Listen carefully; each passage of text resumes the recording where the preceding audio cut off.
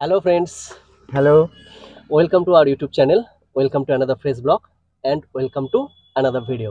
আবার আমরা নতুন ছন্দে আমাদের জীবনটাকে শুরু করছি। এখন আমরা চলে এসেছি আমাদের একটি স্থানীয় কালী মন্দিরে।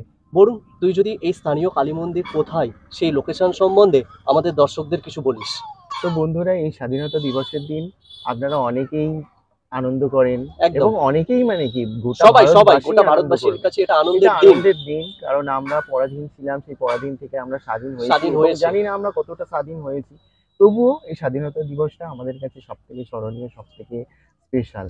তো বন্ধুরা, আমরা আজ চলে এসেছি আমাদের স্থানীয় একটি মন্দিরে, অর্থাৎ এটি দক্ষিণ চব্বিশ পরগনা জেলার ডায়মন্ড হারবার এরিয়ার মধ্যেই রয়েছে। তো এটা মন্দির বাজারের ঠিক কাছাকাছি, ঠিক একদম। আগে। তো আজকের এই মন্দিরই আমাদের টেনে এনেছে। আমাদের অনেক দিনেরই প্রোগ্রাম ছিল যে স্বাধীনতা দিবসের দিনে আমরা এই মন্দিরে আসবো, আমাদের পুজো দেবো। তো এই মন্দিরটা হচ্ছে দক্ষিণ চব্বিশ পরগনা জেলার ডায়মন্ড হারবারের কাছাকাছি। তো ডায়মন্ড সরবেরিয়া। হারবার এবং মন্দির বাজারের ঠিক মাঝামাঝি পড়ে। তো এটা হচ্ছে সরবেরিয়ার কালীমাতার মন্দির। তো এটা খুব জাগ্রত।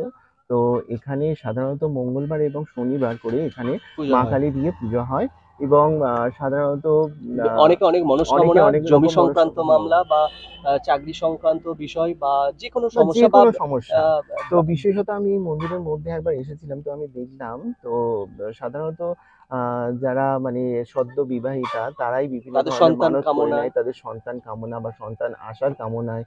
হ্যাঁ, তারা এখানে এখানে মানত পুজো করে দিয়ে যায় যায় এবং বা পুজো দিয়ে মনস্কামনা যায় এবং রেখে যায়। প্রায় অনেকেরই প্রায় অনেকের কি প্রায় সবারই এখানে মনস্কামনা প্রায় পূরণ হয়। তো আমরাও আজকে এখানে চলে এসেছি। বন্ধুরা, আজকে আমরা মন্দিরের মধ্যে যাই আর মন্দিরের মধ্যে মা কালীর মূর্তিটাকে আপনাদের দেখাই। মন্দিরে কিভাবে পুজো হয় বা কতটা এরিয়া জুড়ে আছে বা এখানে কি দর্শনার্থীরা কিভাবে পুজো দেয়, তো সেগুলো আপনাদের সবকিছু দেখাবো। এই মুহূর্তে আমরা মন্দিরের মধ্যে প্রবেশ করছি।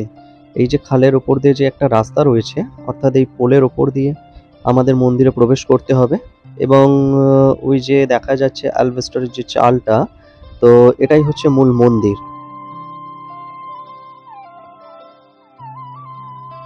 এই মুহূর্তে আমরা চলে এসেছি মূল মন্দিরে, অর্থাৎ সরবেরিয়া সার্বজনীন শ্রী শ্রী কালীমাতার মন্দিরের সামনেই আমরা রয়েছি। এই সরবেরিয়ায় অর্থাৎ ঘুঘুর বনের এই সরবেরিয়া সার্বজনীন শ্রী শ্রী কালীমাতার মন্দিরটি 1350 সালে স্থাপিত হয়। মোটামুটিভাবে হিসাব করলে দেখা যায় যে এই মন্দিরটি 80 বছরের পুরাতন একটি মন্দির। এখানে আমরা আজ সারাদিন কাটাবো, মায়ের মন্দিরে পূজা দেব। এই মুহূর্তে আপনারা দেখছেন মন্দিরের সামনে কিছু দর্শনার্থী তারা দণ্ডি দিয়ে পুজো দিচ্ছে। तेरे नाम की जोत ने सारा हर लिया तमस मेरा। नमो नमो जी शंकरा, भोलेनाथ शंकरा, जय त्रिलोकनाथ शंभो हे शिवाय शंकरा। नमो नमो जी शंकरा, भोलेनाथ शंकरा, रुद्रदेव हे महेश्वरा।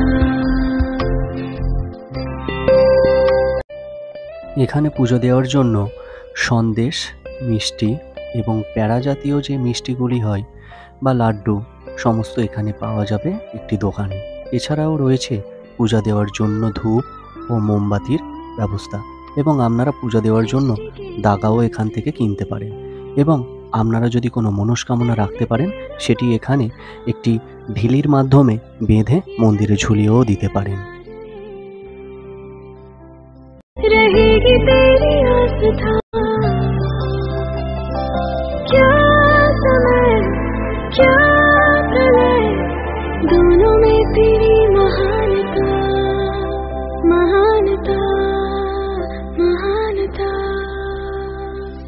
सीपियों की ओट में भोलेनाथ शंकरा, मोतियां हो जिस तरह हे शिवाय शंकरा। मेरे मन में शंकरा, भोलेनाथ शंकरा, तू बसा है उस तरह हे शिवाय शंकरा। मुझे भरम था जो है मेरा था कभी नहीं मेरा।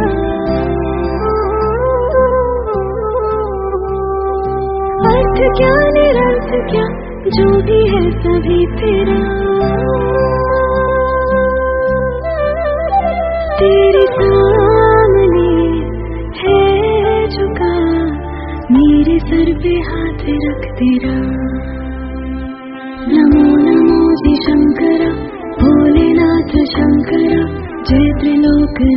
शम्भो हे शिवाय शङ्करा नमो नमो हि शङ्करा भोलेनाथ शङ्करा रुद्रदेव हे महेश्वरा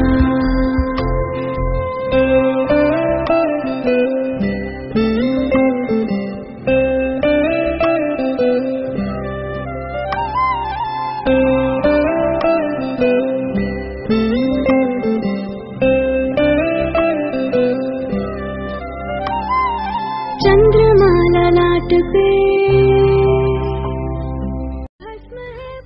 এই মুহূর্তে আপনারা দেখছেন যাদের মনস্কামনা পূরণ হয়েছে, অর্থাৎ সন্তানের আশায় যাদের মনস্কামনা পূরণ হয়েছে, তারা গোপাল ঠাকুর দিয়ে এই মায়ের মন্দিরে পুজো দিতে এসেছে।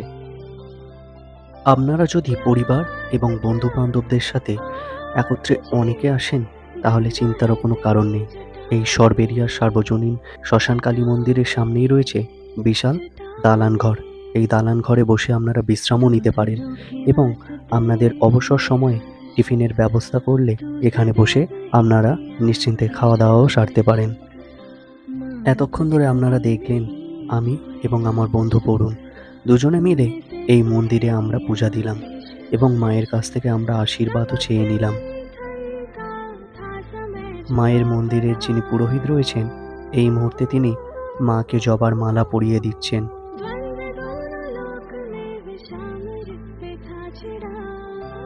এই মুহূর্তে চলছে মায়ের কাছে অঞ্জলি পর্ব।